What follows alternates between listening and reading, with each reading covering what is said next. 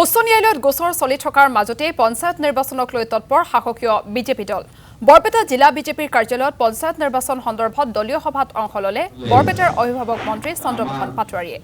জিলাখনৰ সকলো বিজেপি কৰ্মকৰ্তাক পঞ্চায়ত নিৰ্বাচনৰ বাবে সাজু হোৱাৰ আহ্বান মন্ত্ৰীগৰাকীৰ পঞ্চায়ত নিৰ্বাচনত মেট্ৰজোঁটক আসন এৰি দিয়া সন্দৰ্ভত বুথ কমিটি আৰু মণ্ডল সমিতিসমূহৰ মতামতকে অগ্ৰাধিকাৰ দিয়া হ'ব বুলি মন্তব্য কৰে চন্দ্ৰমোহন পাটোৱাৰীয়ে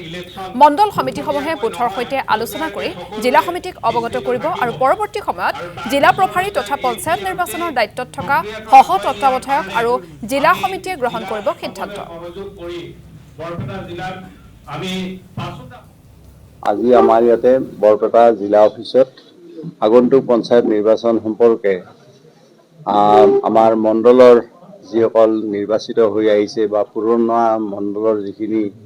সভাপতি আছে আৰু অন্যান্য যিবিলাক আমাৰ মৰ্চাসমূহৰ কাৰ্যকৰ্তা আছে তেওঁ সকলোকে লৈ এখন আজি পঞ্চায়ত নিৰ্বাচন সম্পৰ্কত আলোচনা কৰা হয় আৰু এই পঞ্চায়ত নিৰ্বাচনত আমাৰ মণ্ডল কমিটি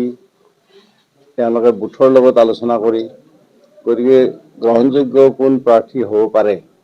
গতিকে তেনেকুৱা ধৰণৰ মানে চিন্তা চৰ্চা এটা তেখেতসকলে কৰিব আৰু তাতে চিন্তা চৰ্চা কৰা এই গোটেইখিনি কথা আমাৰ আগৰ সভাপতি অনিল দাস ডাঙৰীয়া বৰ্তমানৰ নৱনিৰ্বাচিত সভাপতি মহেন দাস ডাঙৰীয়া